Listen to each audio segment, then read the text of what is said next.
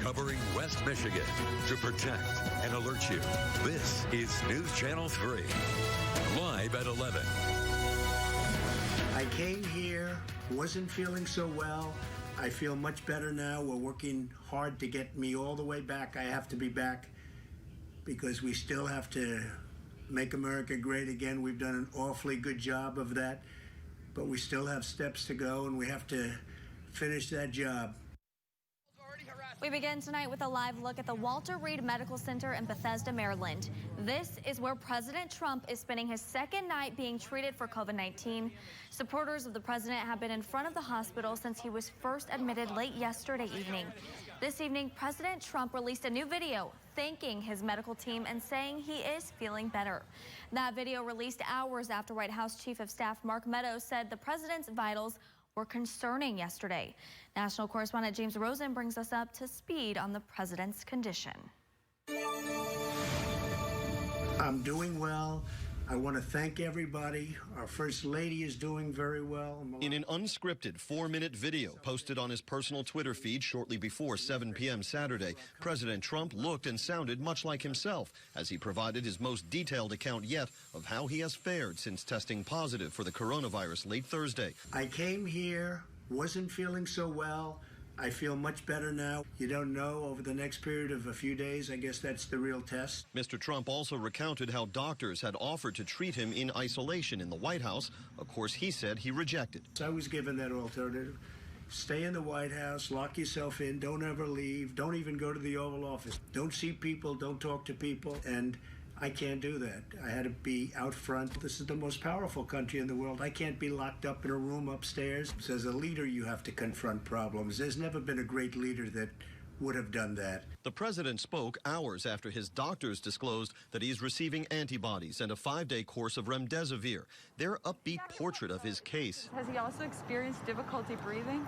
No, he has not. Never did. Contrasted with statements made immediately afterwards by White House Chief of Staff Mark Meadows, who told reporters the president's vital signs had been, quote, very concerning on Friday, and that even today, the commander-in-chief was not yet, quote, on a clear path to full recovery.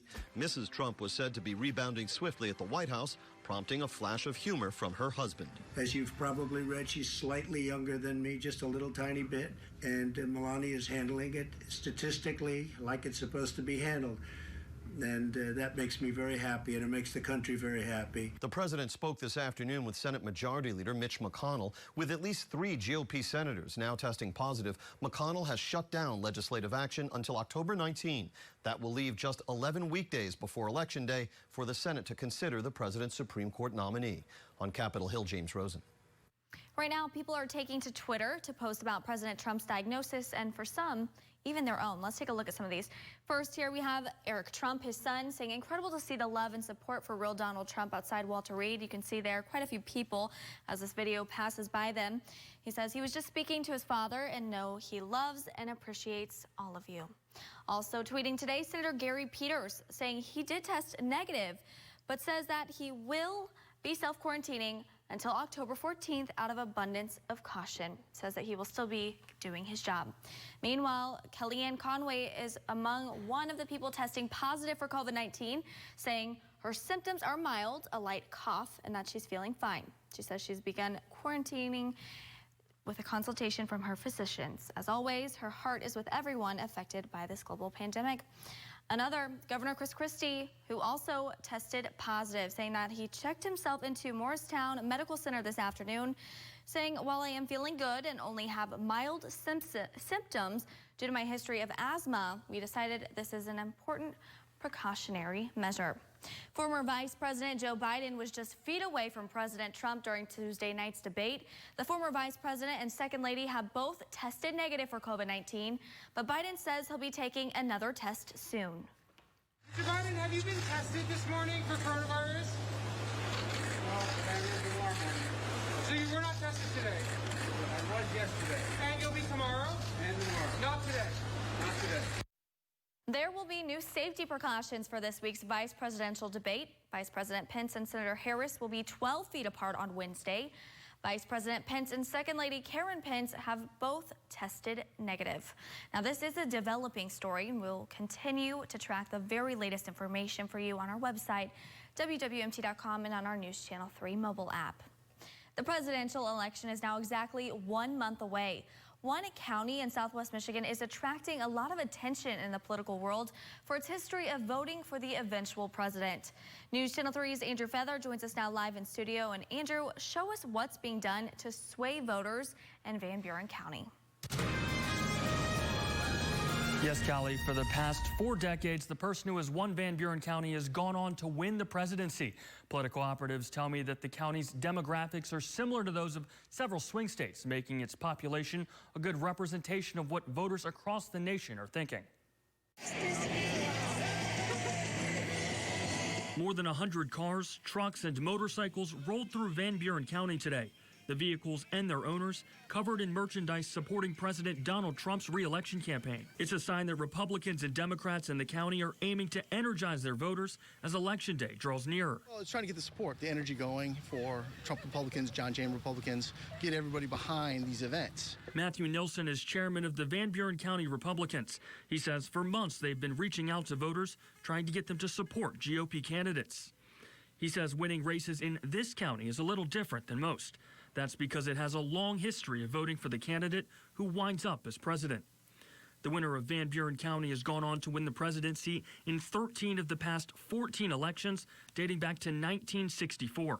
The last time it hasn't happened, 1976, when Jimmy Carter beat Gerald Ford. So that kind of hurts us a little bit in the stats, but we've been a very good county to predict. Even then, it was close. Carter beat Ford nationally by just 2.1%, and Ford was from Michigan, giving him an advantage in the state. We're a cross current of the electorate across the country, and we represent everyone, race, creed, demographics. Celinda Gilmore is chair of the Van Buren County Democratic Party. She says they're making a major push to turn the county blue in 2020. I find that the women are open to listening to us. And so by talking to them and reaching out to them, just encouraging them to vote. As Election Day draws nearer, you can expect to see more events, whether in person or virtual, trying to convince the county's voters and keep its streak alive. The biggest task now for parties working on increasing turnout. Both Democratic and Republican leaders tell me they're sending mailers and making phone calls to ensure people understand their options and cast their votes. Live in studio, Andrew Feather, News Channel 3. All right, thanks, Andrew. Well, a popular U.S. senator is making 2 stops in Michigan this week to campaign for former Vice President Joe Biden. Vermont Senator Bernie Sanders will be visiting the state on Monday. He'll stop in Ann Arbor first, where he'll be speaking to college students. Sanders will then participate in a car rally in Macomb County. The Better Business Bureau serving Western Michigan is warning of new scams circulating our area ahead of the November election and the 2020 census deadline. The biggest scam out there right now that's really affecting people is one, it's been around for a while, but it's really started hitting people, the Social Security scam. So it's a phone call, usually an automated message saying that your Social Security number has been compromised. There's fraud attached to it. You need to press 1 to deal with it. If you don't deal with it, there could be an arrest warrant for you. Troy Baker with the BBB in West Michigan says if you get a phone call asking for your Social Security number, hang up. He says the new scams include a recorded message asking for the last 4 digits of your Social Security number. He says although you aren't giving the entire number, the last 4 are the most important for hackers to get your information.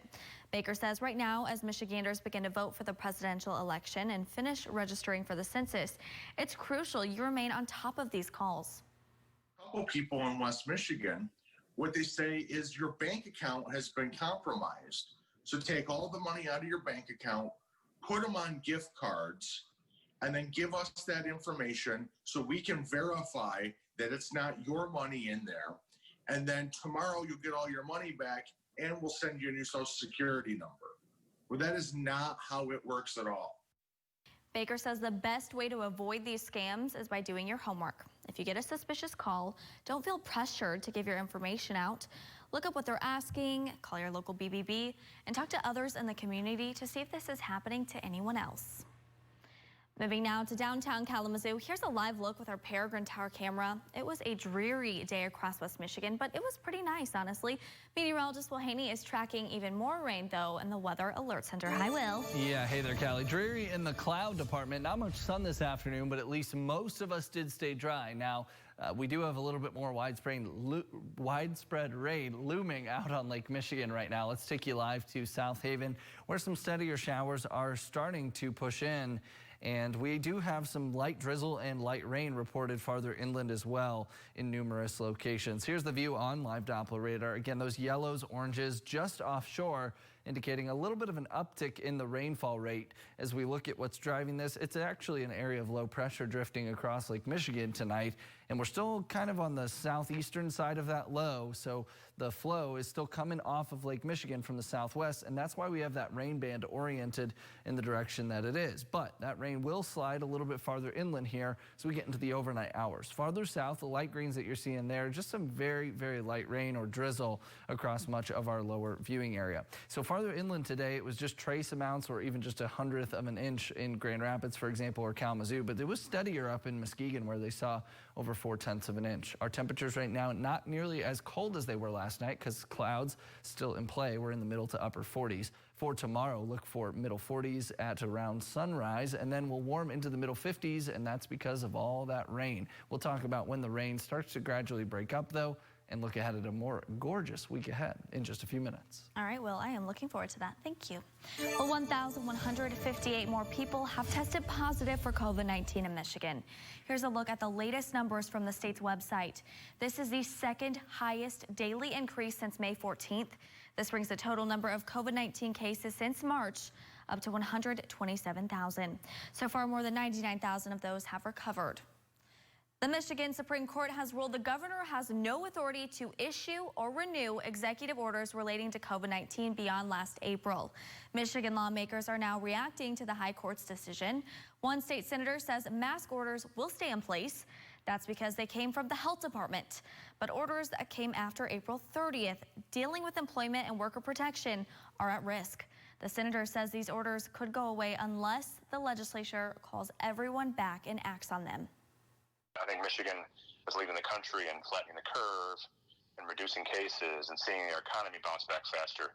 I think this is an unfortunate step in that recovery, but you know, the legislature now needs to meet and get together to solve these problems. Governor Whitmer says she disagrees with the court's ruling, adding that the rules are still in effect for 21 days. People are back home tonight after spending the day calling for change in Grand Rapids. Protesters joined the organization Justice for Black Lives in downtown Grand Rapids earlier this evening. The weekly march begins in Rosa Parks Circle with people walking to the Grand Rapids Police Department. Organizers say they want the city and department to change the way policing is done. There's been a lot of violence on the southeast side, and for some reason GRPD thinks that the solution to that violence is deploying more police officers, basically militarizing the southeast side, which is pretty much the last thing that needs to be done. So what we want is to defund GRPD to that mandated 32% and put more funding into communities like the southeast side that lack funding and resources. This is the third week people have been marching. Organizers say they'll be back every Saturday until there's reform. As the pandemic continues and the weather starts to get a little cooler, we have the best places West Michigan has to offer to plan the perfect outing. All of us here at News Channel 3 are working. Thank you for turning to News Channel 3 at 11. The news continues right now. Welcome back to News Channel 3 Live at 11. I'm Callie Rainey. Thanks for joining us tonight. A local nonprofit is raising money to help children in the hospital have a better experience. Classic Cars and a magician were all part of today's Crayons for Kids charity cruise in Otsego. Crayons for Kids helps brighten the lives of hospitalized children by donating color books, toys, games, all to the hospitals across the world. The organization was launched in 2001 by a Bronson Hospital pediatrician surgeon and his children. My brother and I were little. We just realized that it's not fun to be in the hospital. It's boring, and you know, why not make it more fun for children? So we started collecting, and now we love having events, and we love our community that reaches out to us. All right, take a look at this. Our own News Channel 3's Andrew Feather and Mike Krafsick. There goes Andrew. There's Mike. They took part in a tricycle race during the event. Andrew, apparently, according to Krafsick, says that Andrew was a little slow off the line. But I heard that Mike may have taken a little tumble. If you want to see that, it's in the web story on WWMT right now. They lost by just a hair. All right, well, 2 West Michigan cities rank in the top 10 small metros in the U.S. most reliant on tourism. Muskegon is number 9. The Kalamazoo Portage area ranks 10th with 9.5% of its workforce in accommodation and food services. That's according to data from the U.S. Bureau of Labor Statistics and the Bureau of Economic Analysis. Atlantic City in New Jersey comes in first, and the number 2 spot is a strip on the coast of Maui. Then Napa, California comes in third.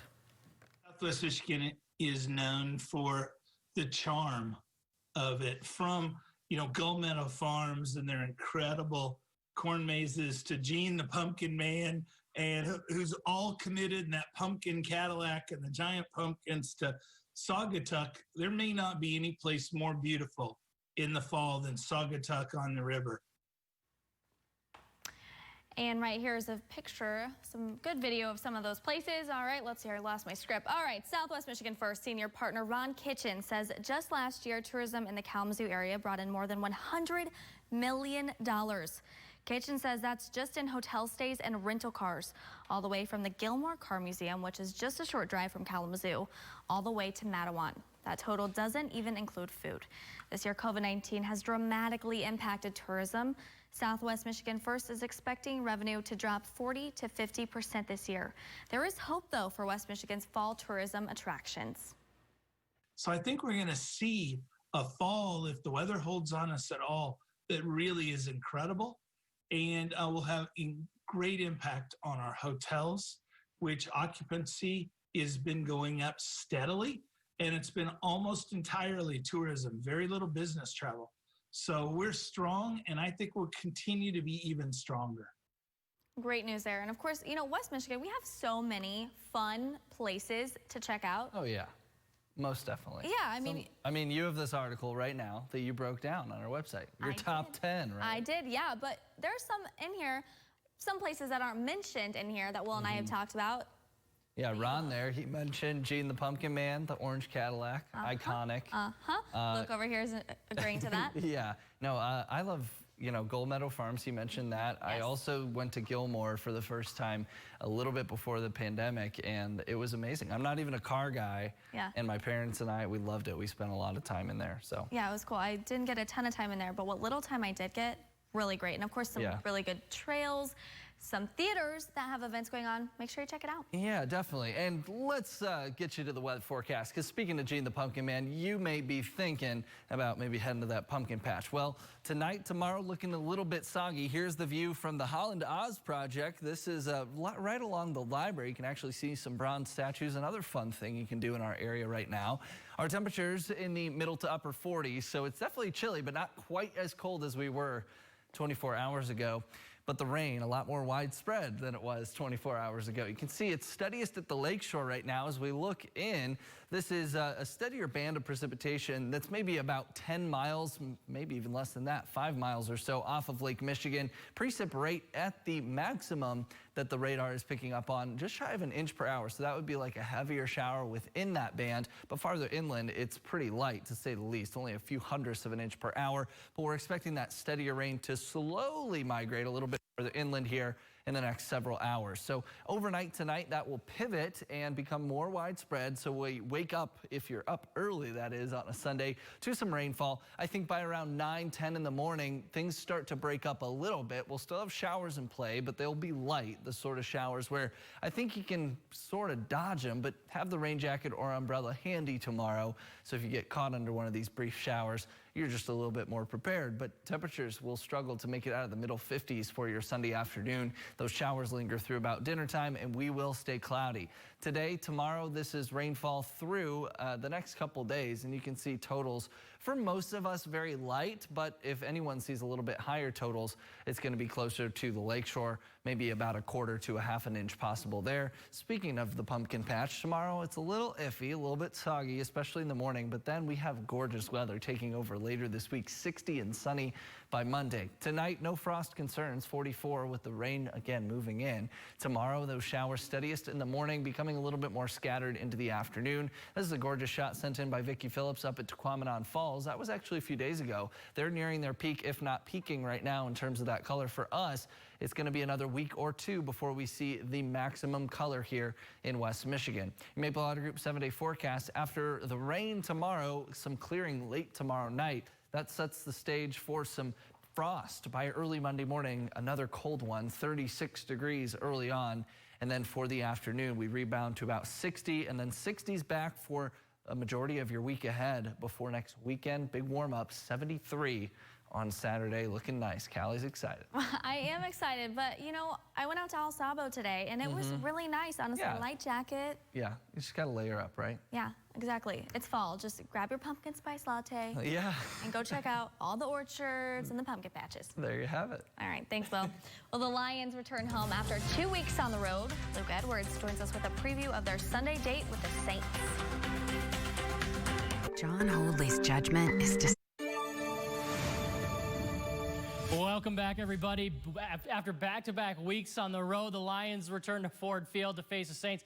However, as you know by now, really no home field advantage without the fans in attendance. But one advantage is the New Orleans Saints have been bitten bad by the injury bug on both sides of the ball. The Lions know all too well about a battered lineup. Corner Desmond Trufant remains questionable for tomorrow's matchup, but New Orleans has 6 guys ruled out. When the Saints come marching in, they will be without wide receiver Michael Thomas and tight end Jared Cook. Despite his questionable status, Trufant can really help the defense because prior to coming to the Motor City, he spent 7 years with Atlanta and faced the Saints offense twice a year every season when he was with the Dirty Birds. So that experience against an offense that really hasn't changed much can be useful whether he's on the field or sharing that knowledge on the sidelines.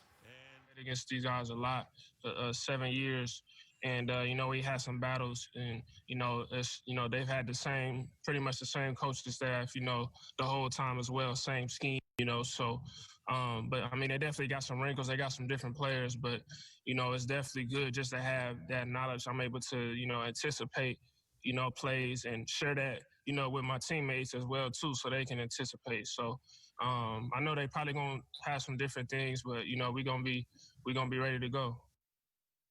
Kickoff between the Lions and Saints set for 1 o'clock. 2 teams that won't be playing tomorrow, the Patriots and Chiefs. Their game postponed after quarterback Cam Newton tested positive for COVID-19 on the Patriots side, and on the Chiefs side, scout team quarterback also testing positive. The NFL announcing the game will be rescheduled for Monday or Tuesday. This comes after the Titans and Steelers game was postponed after an outbreak at the Titans facility. Additionally, kickoff for the Colts and Bears game has been moved to 4:25 to fill the opening left from the Pats and the Chiefs. Don't forget to vote in our Football Fever Game of the Week poll. Just 3 great rivalries to choose from this week. All you have to do is go to our website, click on the Football Fever tab, find that poll. Voting ends 11 o'clock on Wednesday. We'll have more coming up after this. The impact big bucks are having on our... It's definitely been chilly these last couple days. We get a continuation of the pattern tomorrow with more clouds, some showers, temps in the middle 50s for highs. But then a bunch of sunshine on the way. After a frosty start Monday, 60 the high with sun. Few clouds passing through Tuesday, Wednesday with some disturbances to our north, and then 70s next weekend. That's the light at the end of the tunnel if you're not a fan of this weather. It really is. I mean, even that 66, the 62, I will take it. It'll feel nice after the week. It will. Thanks for joining us tonight. See you tomorrow. It's easy living for Peter.